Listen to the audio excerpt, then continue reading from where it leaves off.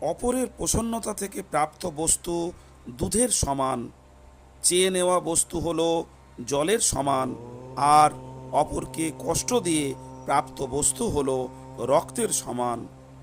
ভুলের জন্য চিন্তা অনুতাপ না করে ভবিষ্যতের জন্য সাবধান হও, যাতে এই ভুল আর না হয়। অস্থায়ী বস্তু এক মিনিটও স্থায়ী হয় না।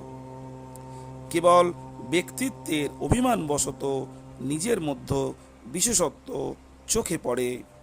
বস্তু ছাড়াও আমরা থাকতে পারি, তাহলে যাকে ছাড়া আমরা থাকতে পারি তার দাস হব কেন?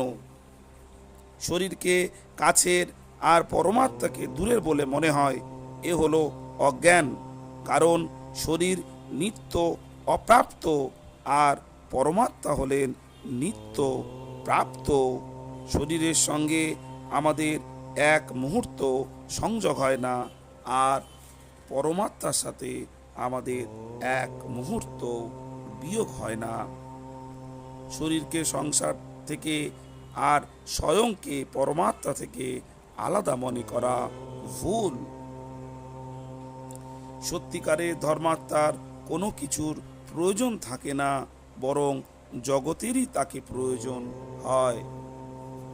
মানুষ যখন তার বিবেককে অসম্মান করে, তখন তার বিবেক লুপ্ত হয়, কিন্তু যখন সে তার বিবেককে সমাদর করে, তখন তার বিবেক এত উৎকর্ষতা লাভ করে যে তা শাস্ত্র তথা গুরু বিনাই তাকে পরমাত্মা পর্যন্ত পৌঁছে দেয়।